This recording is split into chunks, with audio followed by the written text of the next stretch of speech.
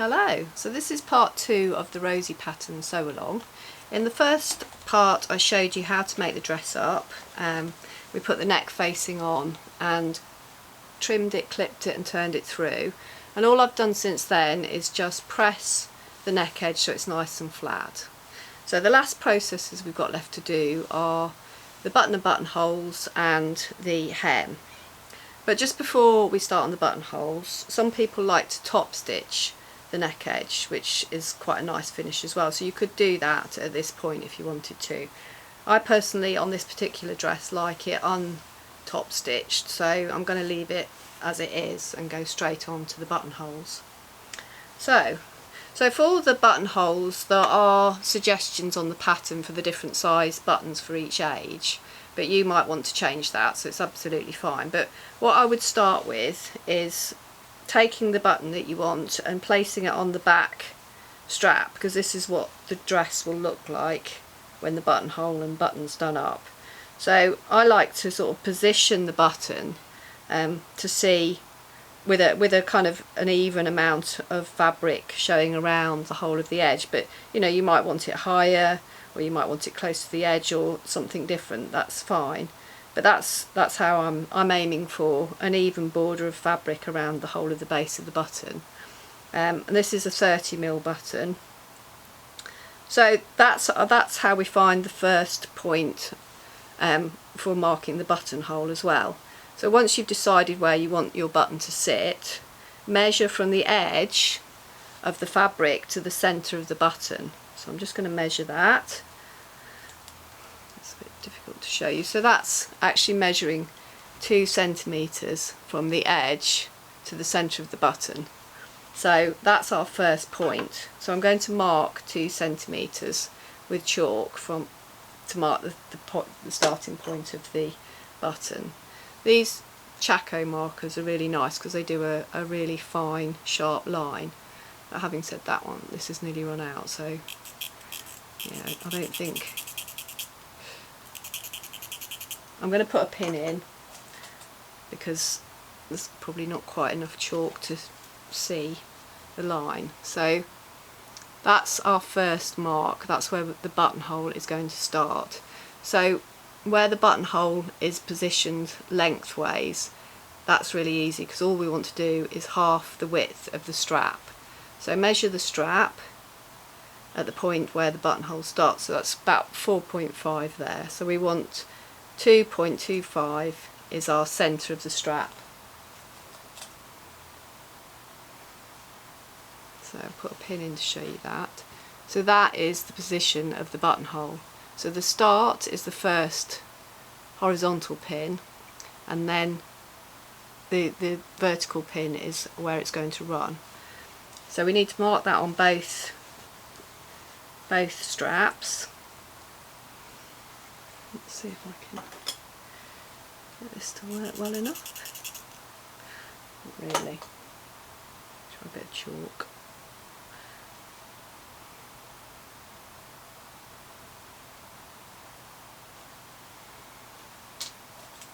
I'm going to put pins in as well. You need to make sure the pins come out before you start sewing, otherwise it could be a bit messy. So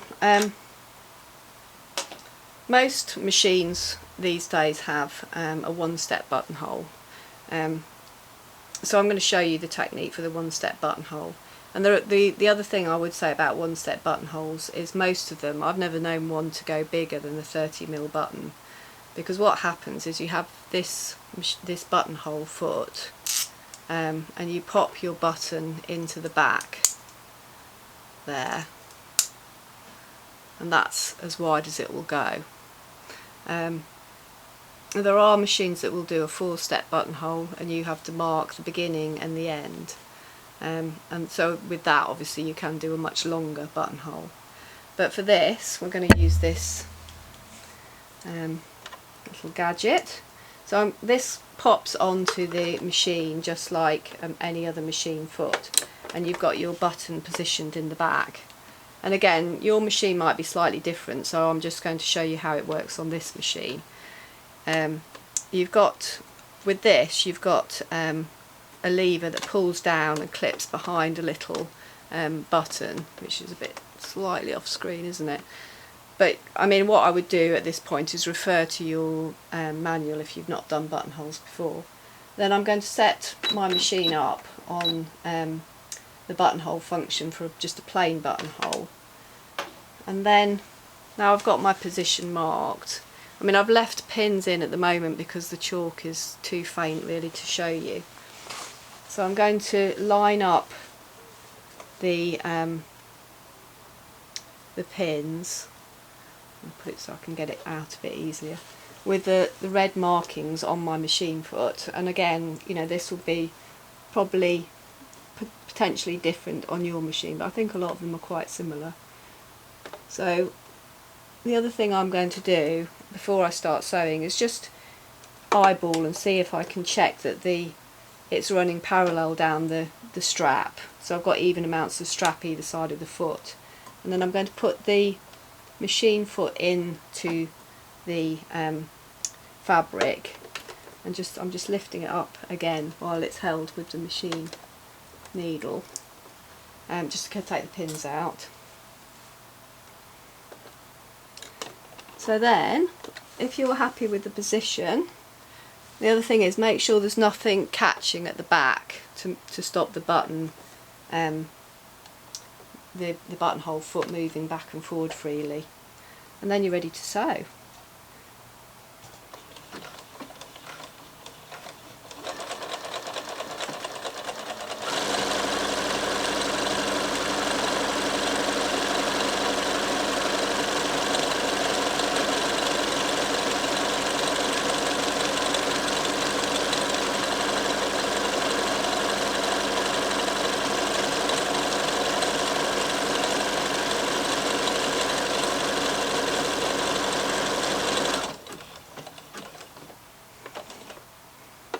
And with the one-step buttonhole, it just literally does the whole thing, and then my machine just starts going slow when it's come to an end.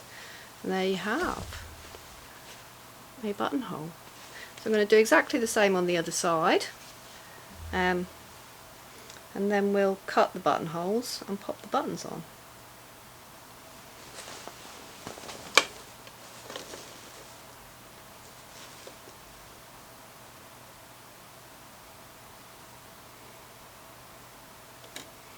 If you're new to doing buttonholes though, I would do a few test runs. I mean, it's worth doing a test run first anyway, just to check it's functioning properly.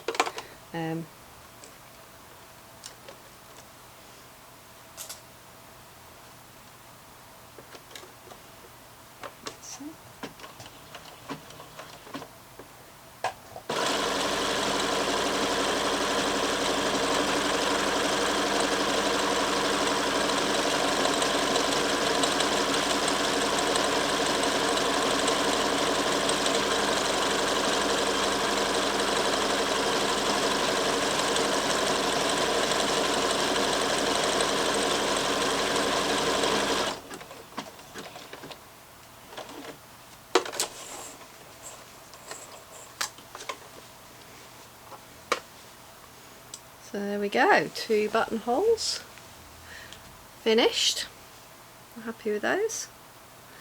Now you can, if you really have to, if you have got them in the wrong place, they can be unpicked, but they are very, very tricky to unpick. So I would aim for trying to get them right the first time. So now to cut, there we go, to cut the buttonholes, what I do to start with is just trim up the threads.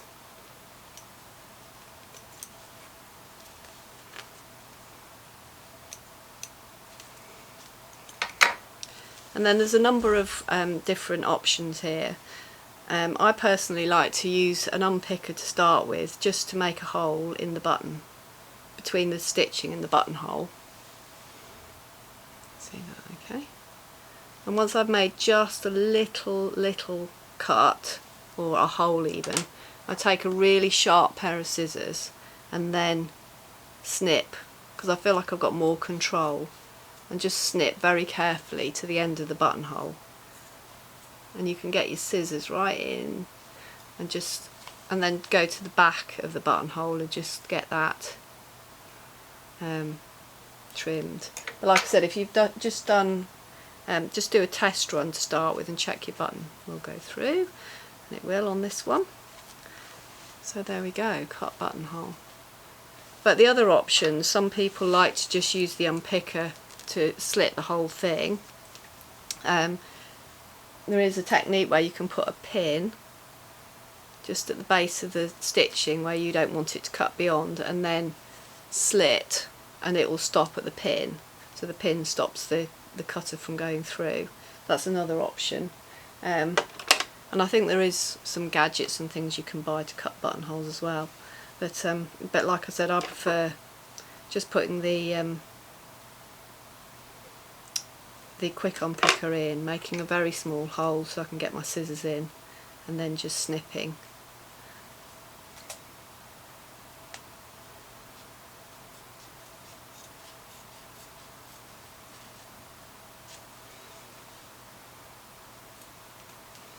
And that's it. I didn't trim those up to start with. There we go. So just before we start the hand sewing part, I'm just going to stitch the hem. So I need to put the machine back to normal stitching process. So put your normal foot back on. Change the stitch back to straight stitch. Move all that out of the way. And then what I've done while just before the video is I've pressed the hem so that I can show you, because obviously it's a bit tricky to go off camera and use the iron. So what I've done is I've pressed approximately 1 centimetre, and then I've pressed another 1.5, so I've got just a classic 1.5 double turned hem on the end, you know, on the bottom of this dress. So I'm just going to pin that round and stitch it. Again, there's different options you could do depending on the type of fabric you're using. If it was a heavyweight fabric, I quite like to neaten the raw edge and just turn it up once, so just a single hem, because I find it's too bulky. But this fabric's, you know, light enough weight to turn quite easily and nicely. So I'm just really pinning around where I pressed it.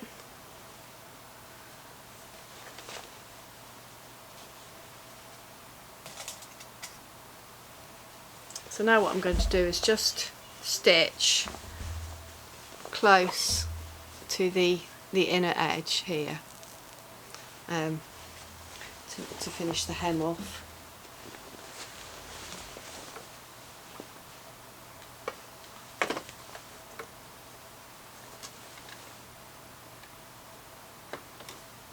And again, with a 1.5 turning like this, you should just be able to follow that gauge on the machine to get a nice neat finish on the outside.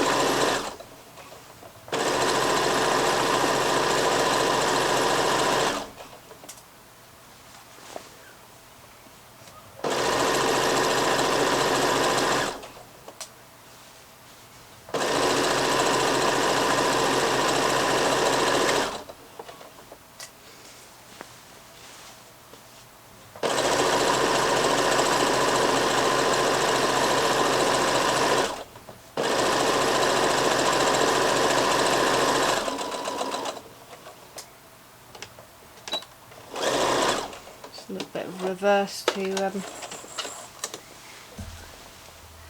make that strong, and you can just trim the threads. So there we go. Got a little bit of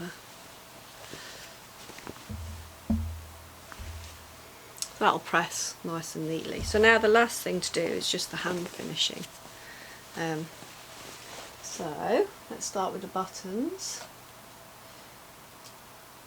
Needle threaded up with, I've got 2 thicknesses of thread going through there to make it nice and strong. So in an ideal world I would lay this flat on a table just to check the armhole is flat, and then bring this over.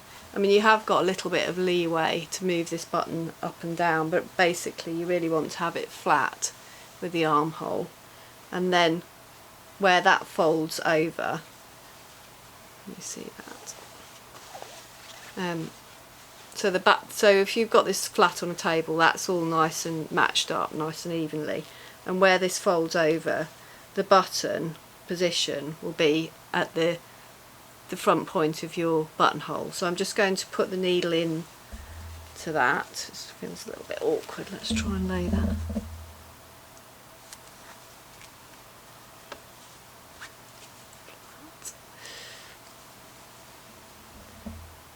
So once I've got my needle in position, so there is the centre. I'm just going to check that centralised as well, to make sure it's nice and square. And that's the position of my button. So yeah, so that's nice and in the middle.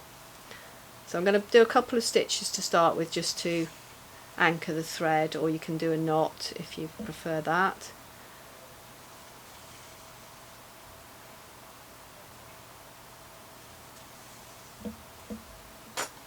And then thread your button on. This one's got 4 holes, so you could either do a pattern, a cross, or 2 bars, or you know, something like that. So I'm just going to do a little cross, I think. So send your thread through to the back when you've got your position. So what I would do is just do a couple of stitches, but you don't want your button to be really solidly flat against the fabric. You want to have a little bit of leeway. This is one of the things that helps buttons not fall off. So just do a couple of stitches through the centre, and then a couple of stitches through the other holes.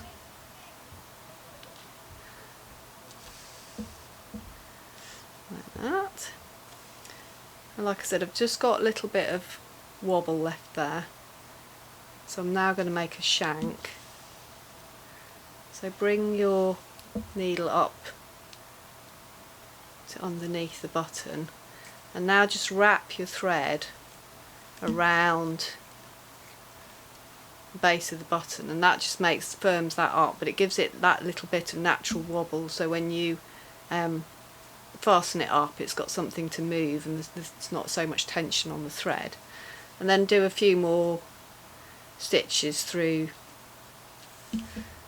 each part of the button. Leave it at that for this one, and just fasten off on the back with a few stitches just to make that strong, and that's it. So I'll do the other one in a few minutes, but the last thing I want to show you, just do that up. There we go.